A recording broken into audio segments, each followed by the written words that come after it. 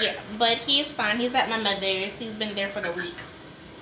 Okay, all right. Well, we're going to go over some results for him today. Okay. Let me start by just confirming a couple things as usual. His birthday, you guys are in Florida, right? Yes, correct. Okay, excellent. Well, what I usually like to do when I do these types of visits, Mom, is start by just kind of reviewing what we've done. Just recapping the process and what goes into it. The second part of our conversation, I like to be about what goes into diagnosing autism. Whether you go to an in-person clinic like a neurologist's office or whether you come to us, the criteria to diagnose autism are the same in both of those settings. So I do feel like reviewing those with family can sometimes take away a little bit of the mystery that surrounds autism diagnosis, because I almost feel like that is what it is. There's this cloud that surrounds it, and it's not very clear how you actually get the diagnosis and what goes into all of that. So I do like to kind of review that just quickly before we talk about Caden specifically, okay? Okay, that's fine.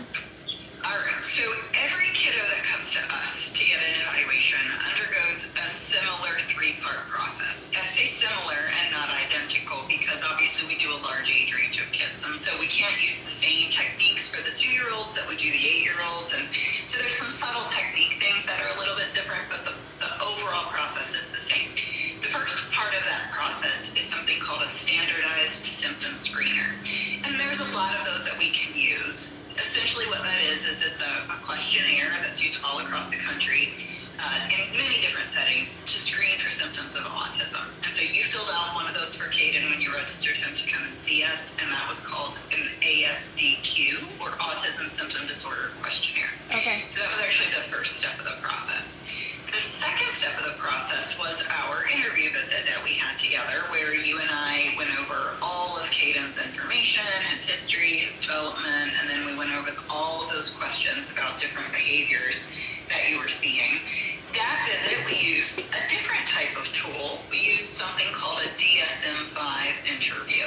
Now, the name of that is not something you should commit to memory, but I always like to say it, that way you've at least heard it, you know.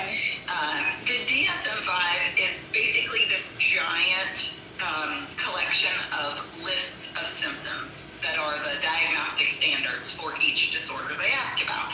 So, for example, if you went to a psychiatrist's office for an evaluation, they have a DSM-5 list that they would use for bipolar disorder. There's a DSM-5 list for anxiety. There's a DSM-5 list, so on and so forth, right? And so that day we used the DSM-5 list for autism. So all of those questions we went over that day are basically every symptom that's ever been associated with autism is on that list. And that's why we use it, because it's so comprehensive and inclusive, and literally every possible symptom is on there, so we don't miss anything. The third part of his evaluation actually took us a couple swings, but we were able to kind of get him through most of what we needed, and that was something called a CARS assessment. That stands for Childhood Autism Rating Scale. Those are those things that we were trying to get him through, those observation sessions with the different types of questions and interview style that we were using. Ain't the same like over here.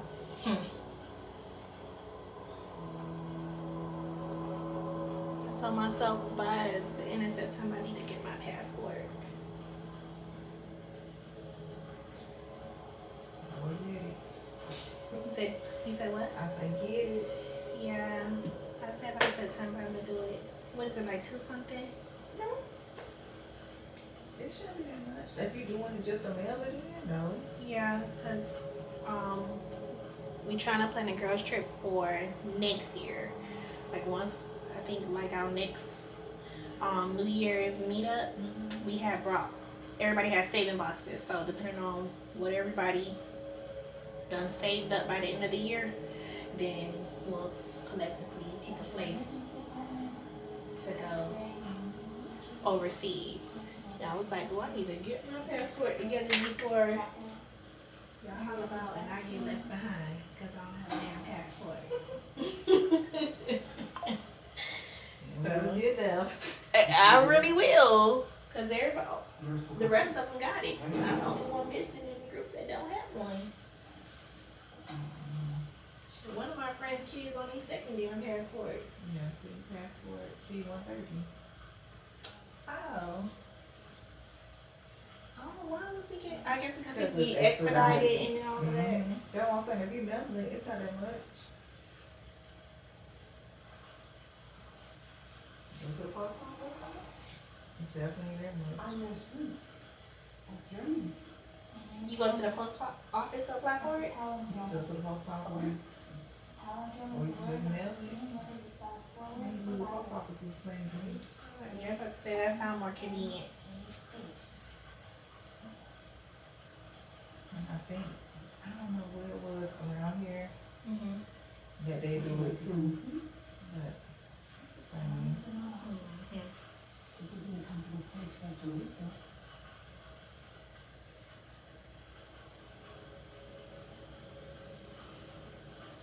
My first name is Ruth, and my last name is Peters. Your first name is Hannah, and your last name? these prices was like only $11 right now. I just picked it out now. So you might be Switzerland. Shit. Let's see, no good question. They go to Finland, that was 13, 17. Let's give you orders and you can go to the house. International flights, so you doing layovers, and that's round trip. Oh, wow. They just be flight only. Cause when I went to London and London was only $800. Only girl. You hear me crying about them $200 tickets? But now you see why I say I can't wait for this trip to be over and done, cause I'm paying for everybody. Yeah, that's crazy. So now I'll be trying to fly myself, doing my trips. Jesus. Rita, can you hear me? Rita? And it depends on when you fly it, like the flights